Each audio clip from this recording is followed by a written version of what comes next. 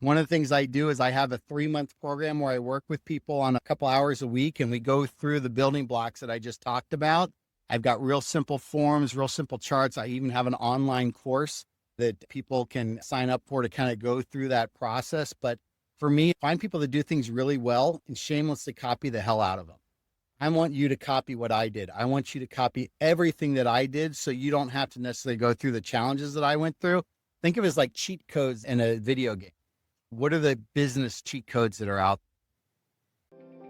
You're listening to Brainwork Framework, a business and marketing podcast brought to you by focus-biz.com. Welcome back to another episode. With us today is Zachary Green, the founder and managing partner of Warrior Enterprises. Warrior Enterprises is a leadership development company that transforms historic battlefield lessons into real-world leadership strategies for business, military, and first responders. Zach, so excited to have you on today. How you doing? Chris, thank you. It's a real honor to be on the show. I'm a big fan of yours and just excited to have a chance to spend some time with you and your listeners. Hey, thank you so much. We appreciate it. You have quite a inspiring and incredible journey. Tell us more about your background, your journey, what you were doing, and how that kind of led you into what you're doing today. Sure. So I grew up in Cincinnati, Ohio. No one in my family had been in the military. Matter of fact, my family were pretty liberal and anti-gun. I wasn't even allowed to have squirt guns growing up. And everyone in my family were either lawyers or musicians. And at a very early age, I wanted to join the Marine Corps. I had pretty significant ADHD growing up, went to about 7 different schools. It's funny because it's called multitasking when you get out of school. And all of a sudden, it's this great thing that every entrepreneur needs. But when you're trying to sit at the desk, it's called ADHD and they try to medicate you and do all this other stuff. What I ended up joining the Marines right out of high school, was still in college at the time, did kind of the summertime thing, went through both enlisted and the officer program. And then just as I was getting out, I'm like, you know what? I've had enough of this. I want to go pursue the civilian world. And I finished up as a corporal. 2 years later, September 11th happened. And I felt really guilty that I'd gotten out because a lot of my brothers didn't come back. And I had a full-time job then at Eli Lilly. I was in brand development and marketing. And one of my favorite assignments was doing leadership development training. I became a volunteer firefighter because I felt that was the new forward line of the battle. And our homeland needed to be protected just like some far off distant lands. And I got lost in a fire. It was a really scary situation right when I first started. And I wanted to figure out, how can I not have other firefighters go through this? And Eli Lilly, specifically around corporate branding, we never sell features in our medicines. We talk about the problem, diabetes, mental health, whatever. And then we talk about the solution around that brand. The problem I had wasn't that I just got lost in a fire. I got disoriented. I couldn't see my way around because it was dark. And I remembered as a grunt in the Marines, our infantrymen, we had these glow in the dark taps on the back of our helmet. And I thought, what if I could apply those same technology to firefighter technology? Started working on a couple different products and developed some prototypes, started selling it out of the trunk of my car, made $5,000 in 6 months. And my fire chief sat me down and says, look, you've got something that's going to change the fire service. Stop treating it as a hobby. And I remembered a quote from Teddy Roosevelt. He said, if you're faced with a monumental decision, the best thing to do is the right thing. The next best thing to do is the wrong thing, but the worst thing to do is to do nothing. So quit my job at Lilly, maxed out my credit cards, went to this trade show. In 3 days, I booked $100,000 in sales. The problem was I had no money left. I had no manufacturing. I had no way to fill these orders, but I'm a Marine and we always accomplish our mission. And I remember telling everybody that told me, hey, you got to start returning orders and you got to close up shop. And I'm like, no, this is how I work. I always accomplish the mission. And over the next 10 years, it was brutal, but I grew it into about a $30 million company.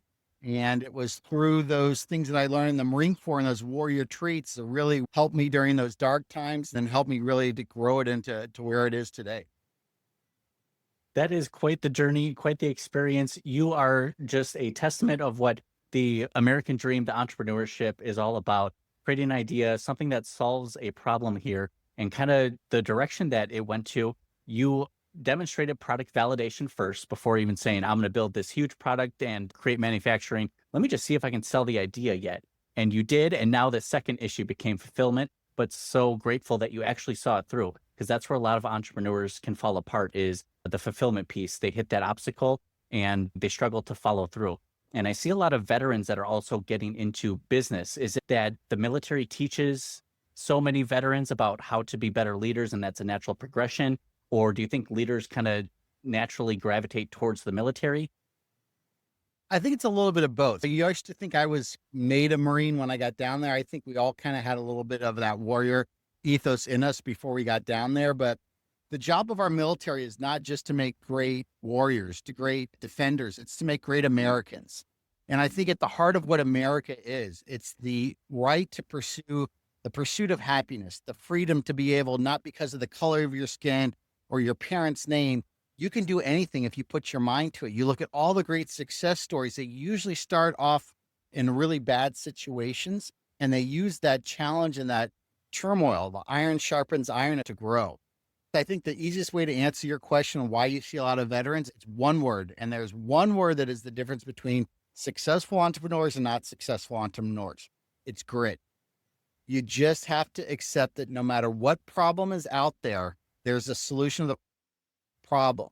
The challenge is most people aren't willing to do what that solution is. In my case, that was putting my house on as collateral for a loan.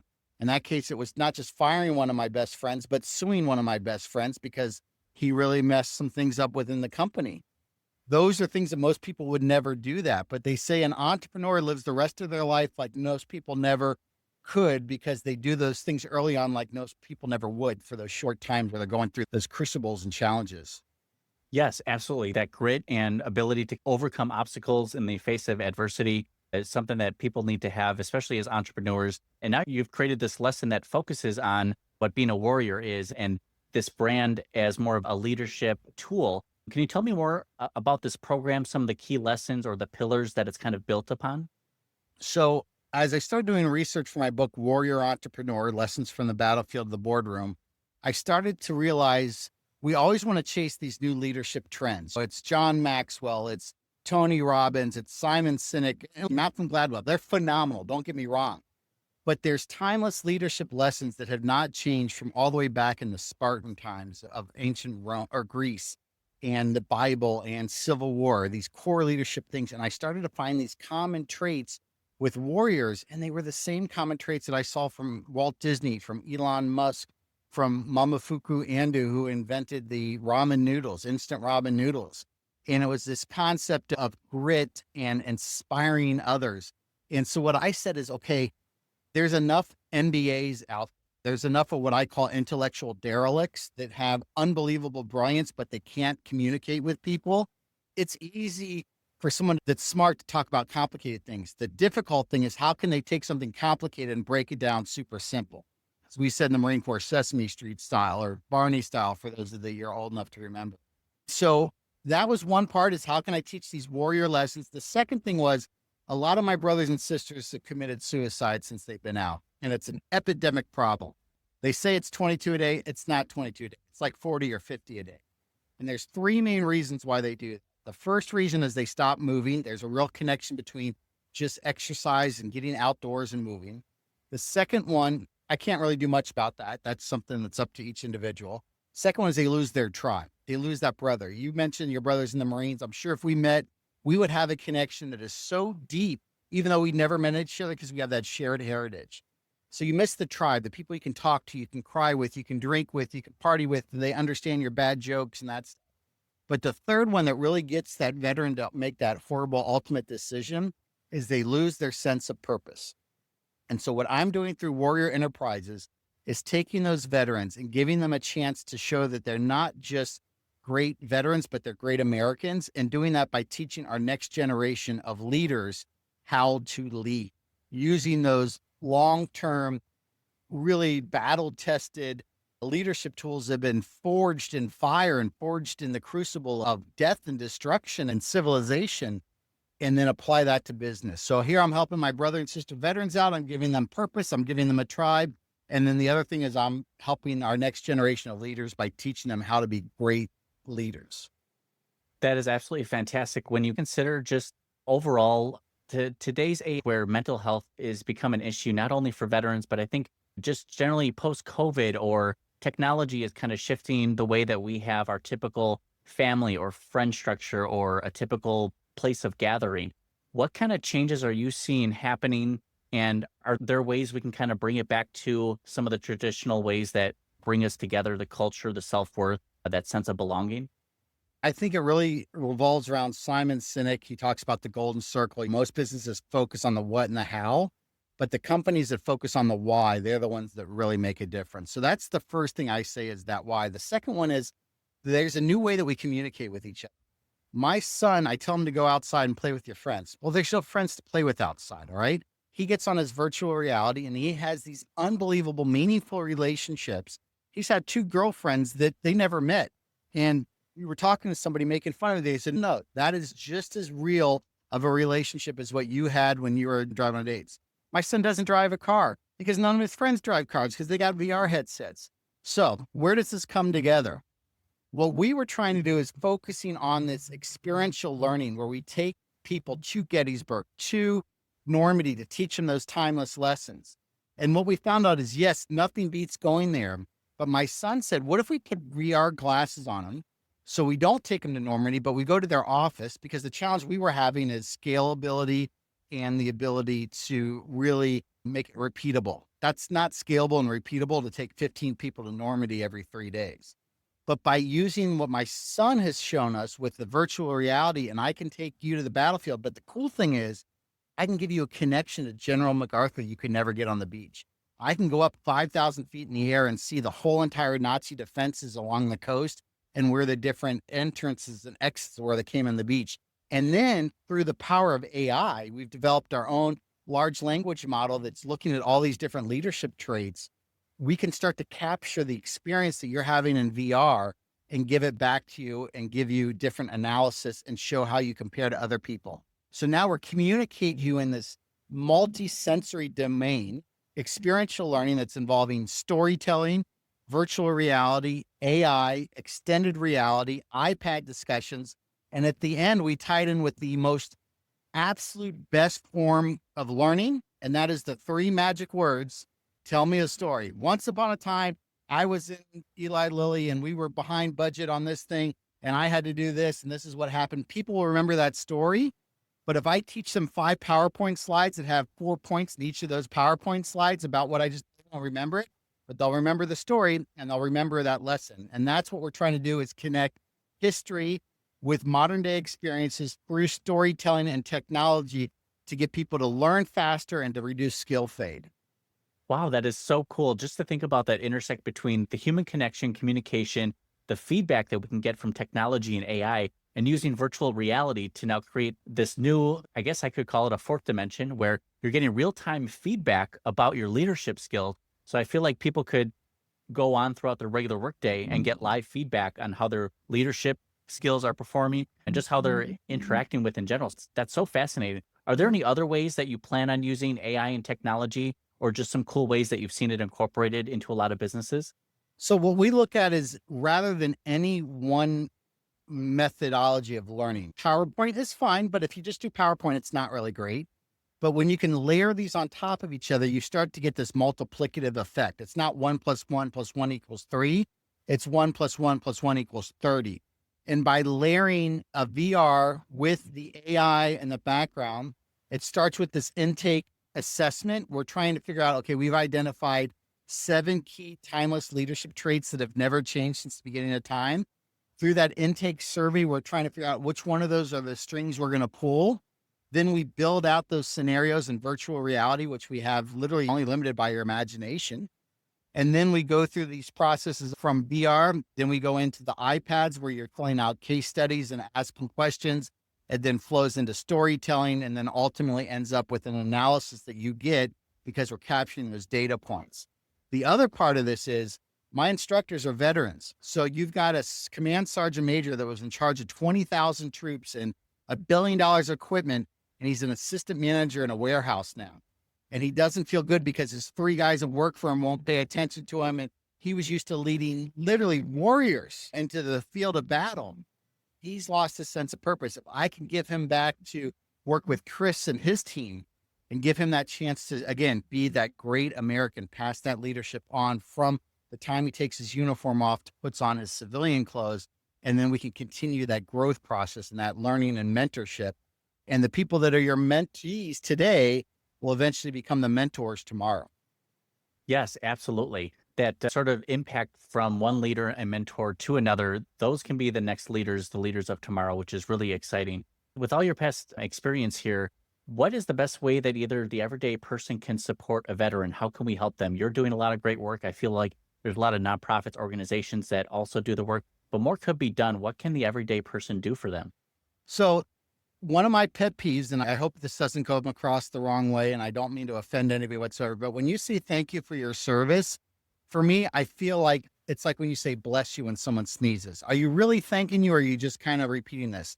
I also feel like it's in some ways condolence, like, oh, I feel bad that you served, so thank you for the sacrifice. We don't want to feel like we're broken toys. And the reality is that the FBI put veterans on the watch list as potential dangers to society because of mental health issues or PTSD. If you want to thank a veteran for their service, let them continue to serve. And through whatever that is, through being in Boy Scouts or Girl Scouts, it's through leadership programs, hire them. That is the best way you can thank a veteran, is let them show you, because I will take a 22-year-old kid that grew up in the inner city that barely made it out of high school, but he literally was able to solve problems like you wouldn't imagine in the infantry or in logistics or whatever else. And no matter what, he's never going to quit, versus this kid that got his MBA from an Ivy League school, whose parents complained to the coach because they weren't getting soccer time in 7th grade, who in 10th grade, they got offended. So the principal brought everyone together and said, oh, you can't use those. Those are trigger words. Then they get to college, and as soon as they get somebody with a counterpoint of view to what they have to go to a safe space. And then they finally get out in the real world and they get crushed like a little paper tiger. That is who we think is the good leaders. They're not. What handed to you every now and then? Iron sharpens iron. The only way you get your muscle strong is by ripping them apart through weight training, and then they grow. And if you want to thank a veteran, give them the opportunity to continue to serve. That is very well said. And it's something that it's almost compulsory or reactionary to bless you, to thank you for your service. What else could we say, or if unsure of how to respond? So that's kind of the standard template that people go to. But it was more about practical ways to really connect and reach with veterans and how to give them that purpose. I feel like many other people, with things changing, have lost that sense of purpose and self-worth and that human connection. And maybe by trying to protect people, we've comforted them too much. And the real life experiences really shape you as an individual and teach you a lesson that just being told something won't change. So something to keep in mind as we kind of reshape the leaders of tomorrow and what we want our people to be. Well, I'm sure I'm going to mess this quote up, but it's something like, weak men create hard times create strong men create weak times, and then weak times create weak men. I'm sure I messed that up, but somehow that circle comes through. Is eventually you're getting to the point where, as the helicopter parent, you're so worried that our kid's going to have a problem, we've never given them a chance to really grow and to do that next thing. Yes, absolutely. And I think it'll be something that will be studied for years to come. But I think that quote, as you described it, whether it's the correct process, yes, it's kind of this circular system that creates this effect here. Zach, for those who are interested in learning more about you and your journey, where can people connect with you online? Yes, the best way is my website. It's real simple. It's my name, ZacharyLGreen.com, Zachary, L as in Lima, green.com. And then also LinkedIn. I'm very active on LinkedIn. So those are two of the best ways. And you can get in touch with me through my website, through LinkedIn. We do offer one day of these workshops that I was telling you about through experiential learning. We do those both with corporate America. I'm actually right now coming to you from Marine Corps base in Camp Lejeune in North Carolina, where we're actually doing an engagement with the military right now as we speak with some of these similar workshops. That is very exciting. And we'll also have those links available down in the description and the show notes. Now, Zach, what are you most excited for in 2025? Are you kind of ramping up, doing any new campaigns or anything new and exciting coming out? I feel like you always have something cooking or working. It's funny you say that. The last couple of years has been an interesting journey, because I think I really ended up on a pretty high note when I got to move down to Hilton Head. I got to buy the dream car that I had a poster of when I was a little kid and everything. And then over the last 2 or 3 years, I'm like, okay, I'm going to start a new company. And I forgot how hard it is, because the last 2 years, it's not worked out the way that I thought. It's cost me a ton of money. I'm not bringing in revenue, but you know what? That's part of the journey. So what am I so excited about for this year? It's the last 2 to 3 years worth of work that I've done and now finally starting to come through. We're getting customers, we're building out our team. And I think what I'm most excited about is my best friend since fourth grade. We literally spent every weekend together growing up. He is now finishing 30 years in the U.S. Army as a lieutenant colonel at the Pentagon. And last week, he started what's called his Skill Bridge program, which is this tremendous program that the military offers for people that are in their last 3 to 4 months of their time in service, where they can go work for a civilian company and still get paid from the military. So he started his Skill Bridge with me last week. And now we get a chance after 30 years of running apart to get the team back together. And he's now my president and my operations officer and helping me as we teach this new leadership model to corporate and America and government entities. Wow, congratulations. That is really cool to kind of revisit that past experience relationship and bring that back in. Now with this new business, what changed that suddenly it started gaining more momentum because you had so many successes in the past and this one, it's kind of like, what was wrong? It's the same thing that happened with my previous company. We lost millions of dollars. I mean, millions of dollars. And then all of a sudden it just worked. And we were averaging $10 million a year in revenue multiple years after that. Where the year prior to that, we kept losing $300,000, $500,000.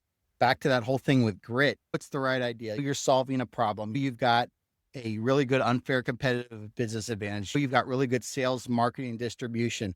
But sometimes, and the number one reason businesses fail is the founder just gives up. Main reason they give up is they run out of money.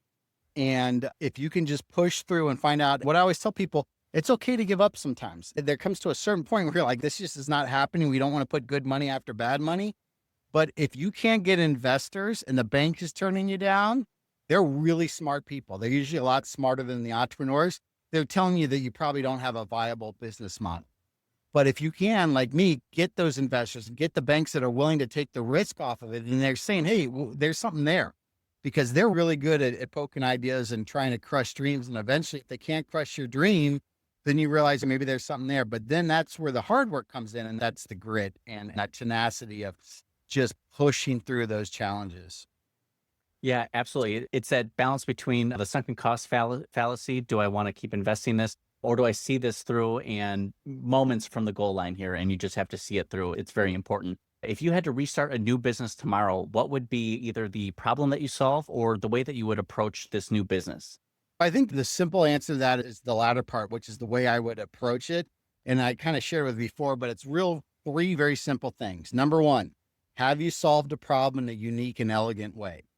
Most companies and most products, especially entrepreneurs, focus on features and benefits. They don't focus on what's the problem they're solving. And when you focus too much on features and benefits, you get really nervous that someone's going to copy your features and benefits. Or you do what I think is one of the worst things an entrepreneur can do and get a patent, because that way it prevents other people from knowing about it. Well, great. No one's going to steal your idea, but no one's going to know about it. And by the way, if someone steals your idea, that's called market validation. That means you got a good idea. Your job is to stay on top. Brings us number two. What is your unfair competitive business advantage? David beat Goliath for a couple of reasons, but one reason is he figured out what was David's or Goliath's weaknesses. Goliath was big and strong. That was his strength, but his weaknesses was he was slow. He had bad vision. So what did David do? He ran far away so he couldn't see him, and he used a weapon that gave advantage to distance versus up close. What is your unfair advantage of a business? Not illegal, not unethical, but unfair advantage, okay? And then the third one, which is hands down the most important, you got to have kick-ass sales, marketing, and distribution. Because if you've got the greatest product in the world and nobody knows about it, it ain't going to work. There's one product out there that right now is sitting at about $700-800 billion a year in revenue and soon to be to $1 trillion, and 30 years ago was non-existent. It's bottled water. Bottled water has been around forever. We drank it out of the hose for free. You can go to the park and get it for free.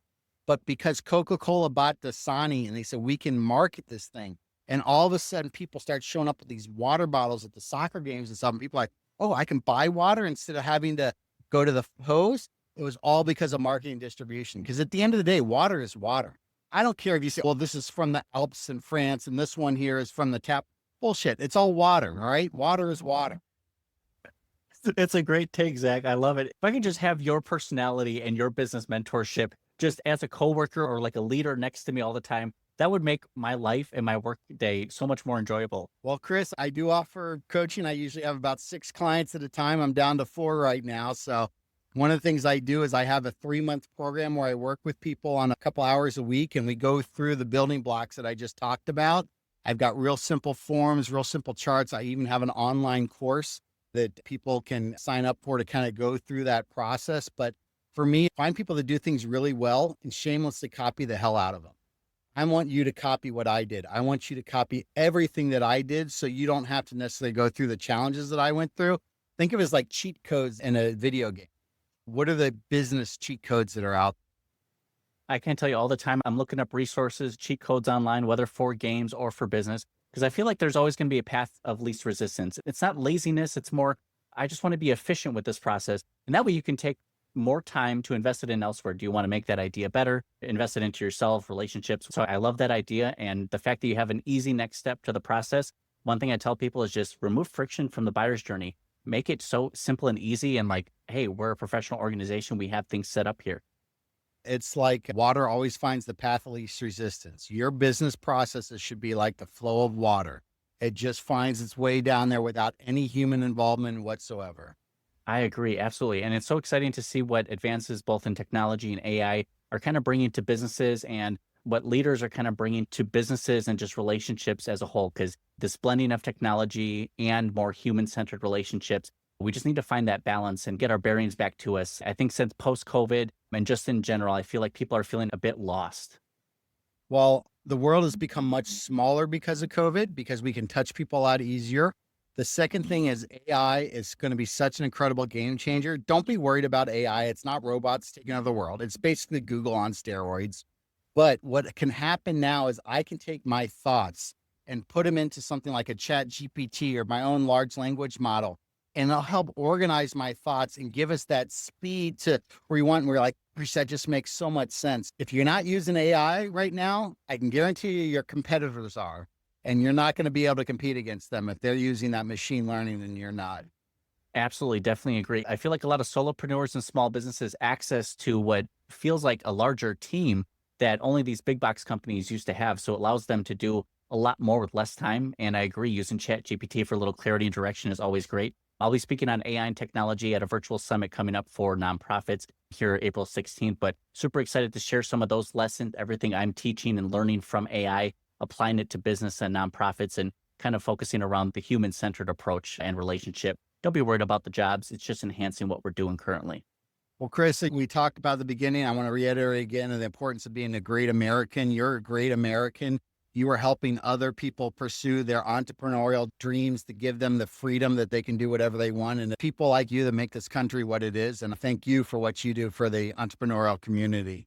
I appreciate that, Zach. And likewise to you, if it wasn't for all these great ideas, wow, you can actually make $30 million with a business. And that's just off of an idea and then the execution and to really see it through. That's inspiring. It's all the previous entrepreneurs that led us to today. So thank you for what you do as well, because we need more positive leaders like you who can be role models for the leaders of tomorrow. And thank you for your kind words as well, Zach. I appreciate that. All right, Chris, keep in touch, my man. Hey, thank you so much. I appreciate it. Thanks again for joining us on the episode. Make sure you check out all the links available down in the description and get connected with Zachary Green here to find out more about his Warrior Leadership Program. Thank you so much, Zach.